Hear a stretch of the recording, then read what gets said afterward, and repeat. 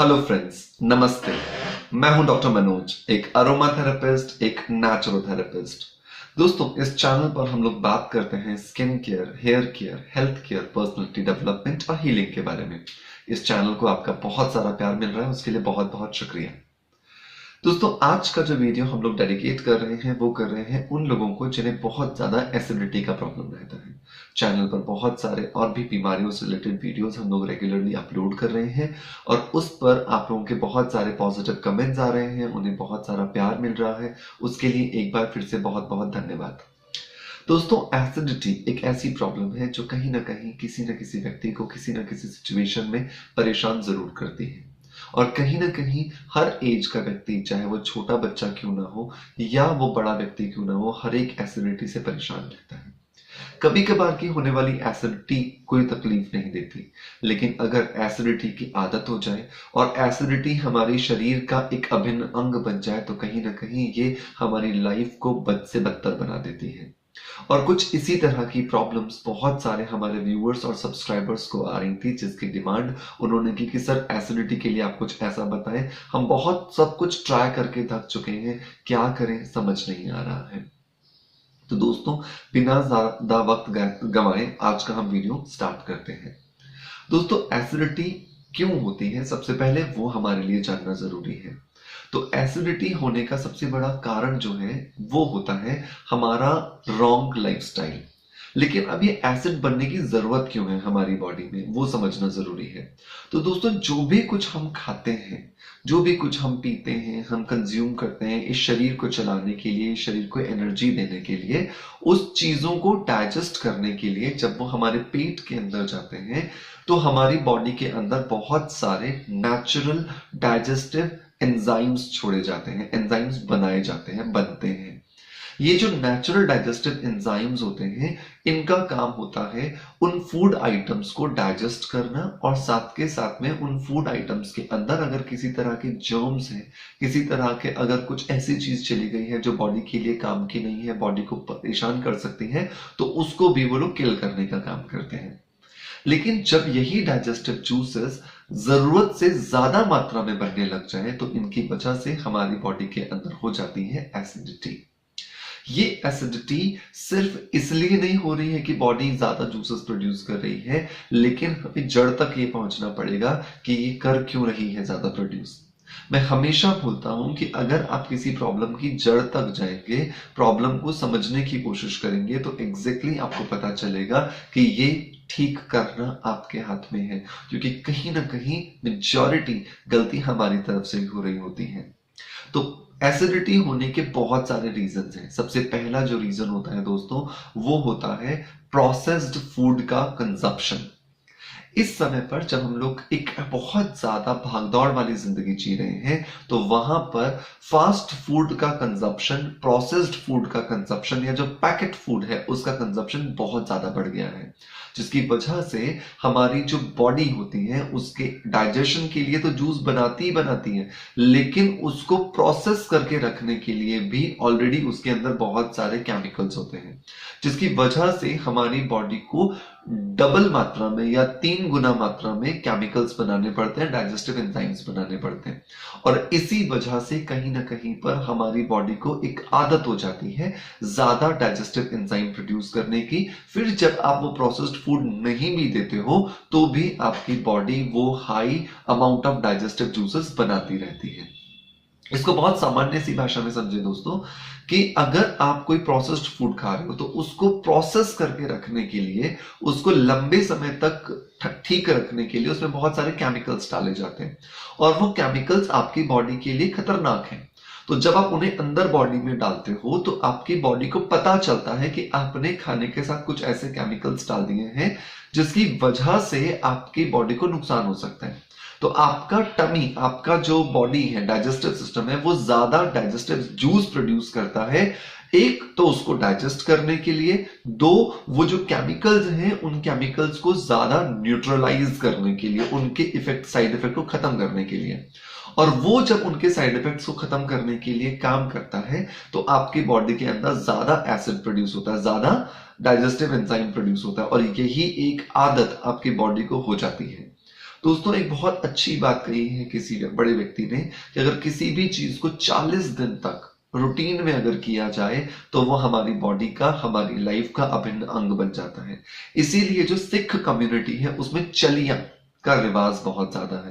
पंजाबी जो लोग होते हैं वो चलियां करते हैं, जो सिंधी कम्युनिटी होती है वो चलियां करती है, मतलब 40 दिन तक वो कोई भी एक साधना करते हैं, कोई भी दीपक जलाना या कोई भी एक रिचुअल करते हैं जिससे उनका वो संस्कार डेवलप हो जाता है, उनकी वो आदत डेवलप हो जाती है। तो कुछ इसी तरह का प्रोसेस हमारी बॉडी के अंदर भी होता है कि हम जब प्रोसेस्ड फूड रूटीन में खाने लगते हैं तो हमारी बॉडी अब वो एसिड रूटीन में प्रोड्यूस करने लगती है। जिस दिन आप नहीं खाओगे प्रोसेस्ड फूड उस दिन भी प्रोड्यूस करेगी, क्योंकि अब उसकी वो आदत हो गई है। क्योंकि बॉडी एक समय के बाद ऑटोमेटेड फॉर्म में चली जाती है, ऑटोमेटेड तरीके से काम करना शुरू कर देती है। अब दूसरा क्या रीजन है? दूसरा रीजन है अपच, मतलब आपने जो खाना खाया उस खाने को आपकी बॉडी पूरी तरह से डाइजेस्ट नहीं कर पाई और वो अब आपकी बॉडी में पड़ा पड़ा सड़ रहा है, और वो सड़न जो है वो अब एसिड क्रिएट कर रही है, उसकी वजह से अब एसिड बन रहा है। और ये जो एसिडिटी है ये कहीं ना कहीं आपके कॉन्स्टिपेशन और पाइल्स की वजह से भी होती है। अगर आपको कॉन्स्टिपेशन है, अगर आपको लगातार बहुत लंबे समय तक कब्ज रहती है और आपने उसके लिए कुछ नहीं किया है, या आपको पाइल्स रहती है जिसको हिंदी में बवासीर कहते हैं, अगर आपने उसका ट्रीटमेंट नहीं किया है तो भी आपको एसिडिटी आने लगती है। तीसरा जो रीजन होता है दोस्तों वो होता है आपके खाने के साथ लिए जाने वाले कोल्ड ड्रिंक्स। मैं जब बच्चों को लेकर के महीने में एक बार या 2 महीने में एक बार कभी डोमिनोज जाओ या पिज्जा हट जाओ तो देखते हैं कि बहुत सारा जो यूथ जनरेशन है वो पिज्जा के साथ में कहीं ना कहीं पर कोल्ड ड्रिंक्स का सेवन कर रहा होता है। आप सोचिए, एक तो प्रोसेस्ड फूड आप कंज्यूम कर रहे हो, और वो प्रोसेस्ड फूड को कंज्यूम करने के लिए, उसको बॉडी के अंदर डाइजेस्ट करने के लिए, बॉडी को जो जूसेस बनाने थे, जो जठराग्नि जो जलानी थी, उस जठराग्नि को जलने से पहले ही आपने कोल्ड ड्रिंक डाल करके बुझा दिए। अब क्या होगा, ये जो फूड आपकी बॉडी के अंदर गया है ये जाकर के आपकी बॉडी को तकलीफ देने वाला है, क्योंकि ना अब ये पूरी तरह से डाइजेस्ट होगा और ना ये पूरी तरह से आपकी बॉडी के लिए काम कर पाएगा। तो कोल्ड ड्रिंक्स अगर आप लेते हैं आपकी खाने के साथ में तो कहीं ना कहीं आपके लिए बहुत ज्यादा तकलीफदायक हो सकता है। तो आपको ध्यान रखना है कि आपको कोल्ड ड्रिंक्स कंज्यूम भी नहीं करने हैं। चौथा जो एक बहुत बड़ा रीजन होता है दोस्तों वो होता है लेट इवनिंग में अगर आप खाना खा रहे हैं तो उसकी वजह से भी एसिडिटी बढ़ती है। तो लेट इवनिंग आपको फूड कंज्यूम नहीं करना है। लेट इवनिंग का मतलब होता है 9 बजे के बाद एटलीस्ट आप कोशिश करें फूड ना खाएं, क्योंकि अगर 9 बजे के बाद अगर आप खाना खाते हैं तो आपकी जो बॉडी का जो बॉडी क्लॉक है, जिस पर हम लोग आने वाले दिनों में वीडियो बनाएंगे, जो बॉडी क्लॉक है वो बॉडी की रिकवरी में चला जाता है, बॉडी की रिकवरी करने लगता है, जो दिन भर आप उसको डैमेज करते हो।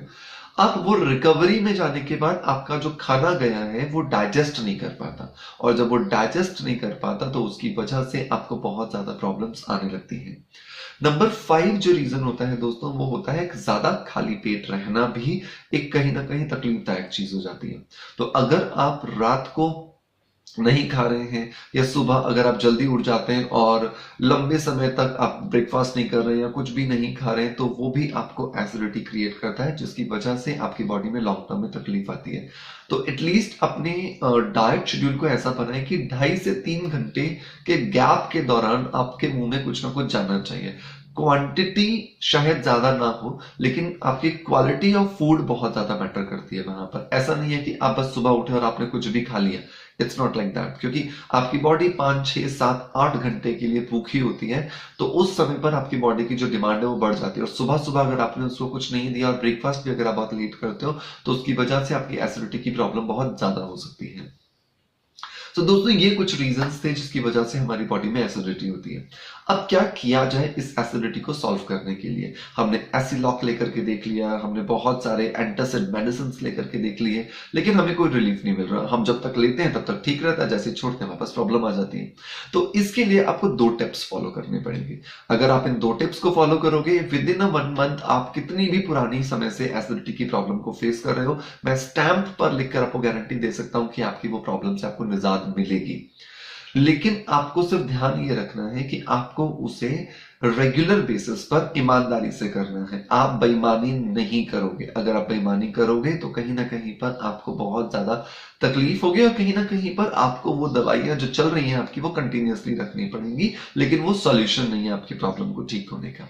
ठीक है, तो पहली जो चीज आपको करनी है दोस्तों वो आपको ना एक काली जीरी करके एक चीज मिल जाएगी मार्केट के अंदर। अगर आपको नहीं मिलती है तो व्हाट आई विल डू, मैं अमेजोन से जो मैं पर्सनल लेवल पर कभी घर में यूज करता हूं उसका एक लिंक दे दूंगा ताकि आप वहां से ऑर्डर कर पाए। तो काली जीरी आपको मिलती है, काली जीरी का 1 चम्मच आपको लेना है। इस 1 चम्मच काली जीरी को आपको रात को सोते समय 1 गिलास पानी के अंदर भिगो देना है और सुबह सुबह इस पानी को 3 से 4 मिनट बॉईल करना है इसी काली जीरी के साथ में। और फिर आपको इसे छान लेना है। छानने के बाद आपको सिर्फ ये पानी पीना है, काली जीरी आपको फेंक देनी है, आपको उस काली जीरी को यूज नहीं करना है। ठीक है। नंबर 2 टिप जो आपको रात को करना है दोस्तों, जो रात को करना है उसके लिए आपको लेना है सौंफ। जो सौंफ हमारे घर में हम खाना खाने के बाद खाते हैं, उस सौंफ का पानी आपको बनाना है। तो सौंफ का पानी आप कैसे बनाओगे? सौंफ का पानी बनाने के लिए आप लोगे 1 गिलास पानी, उस 1 गिलास पानी के अंदर आप 1 चम्मच सौंफ डालोगे, उसे 2 से 3 मिनट बॉईल करोगे, छानोगे, ठंडा करोगे और फिर उस पानी को आपको पीना है। ये दोनों पानी आपको डेली बनाने हैं, फ्रेश आप बना करके इन्हें नहीं रख सकते। अरोमा थेरेपी में आपको एक ऑयल मिलता है जिस ऑयल का नाम है एनीसीड ऑयल। इस एनीसीड ऑयल को आपको यूज करना है व्हीट जर्म ऑयल के साथ में। व्हीट जर्म ऑयल के साथ में जब आप एनीसीड ऑयल मिलाओगे तो क्या फॉर्मुलेशन रहेगा वो मैं बता देता हूं। 100 ml आपको लेना है व्हीट जर्म ऑयल। इस 100 ml व्हीट जर्म ऑयल के अंदर आपको मिलाना है 20 ड्रॉप्स ऑफ एनीसीड ऑयल और इसको अपनी नाभि से 4-5 अंगुल ऊपर और नाभि से 4-5 अंगुल नीचे तक आपको इसे अच्छे से मालिश करनी है सर्कुलर मोशन के अंदर। ये दिन में 2 बार करना है, मतलब सुबह सुबह जब आप नहा करके निकलते हैं, जब आप कपड़े डाल रहे हो उससे पहले आप कर लीजिए और रात को जब आप सो रहे हो तो उससे पहले कर लीजिए। That is going to give you good relief. 3 tips मैंने आपको बताया यहां पर। एक, सुबह सुबह आपको काली जीरी का पानी लेना है। कैसे लेना है that I have just told you easily, और उसका जो डिस्क्रिप्शन के अंदर मैं आपको लिंक दे दूंगा जहां से आप बाय कर सकते हो। सौंफ आपको यूज करनी है रात को सोने से पहले। उसके लिए भी अगर आपको तकलीफ होती है तो what the quality I am using, organic का मैं यूज करता हूं, वो मैं लिंक दे दूंगा। नंबर 3, आपको एनीसीड ऑयल यूज करना है व्हीट जर्म ऑयल के साथ मिला करके, जिसके लिए आप हमारे ऑफिस पर कॉन्टैक्ट कर सकते हो अगर आपको नहीं अवेलेबल होता है तो। ठीक है। So that's all for today. आज के लिए सिर्फ इतना ही। उम्मीद करता हूं इन टिप्स को फॉलो करके आपको लंबे समय से जो एसिडिटी परेशान कर रही है उससे निजात मिलेगी और आप एक सुखमय, शांतिमय, हेल्दी जीवन को जी पाएंगे। आज का वीडियो यही फिनिश करते हैं। अगर अभी तक आपने हमारे चैनल को सब्सक्राइब नहीं किया है तो सब्सक्राइब जरूर कर लें, साथ के साथ बेल आइकन जरूर दबाएं, जिससे इसी तरह के नॉलेजेबल वीडियोस आपको रेगुलरली मिलते रहें और आपको नोटिफिकेशंस आते रहें। अगर आपने अभी तक हमें कमेंट करके नहीं बताया है कि आपकी क्या प्रॉब्लम है और आप किस प्रॉब्लम से जुड़े हुए आगे के वीडियोस देखना चाहते हैं तो वो आप कमेंट बॉक्स के अंदर लिख सकते हैं। दोस्तों, आपका प्यार इस चैनल को इसी तरह मिलता रहेगा, इसी आशा के साथ आज आपसे अलविदा लेता आपका knowledge friend doctor Manoj. Thank you.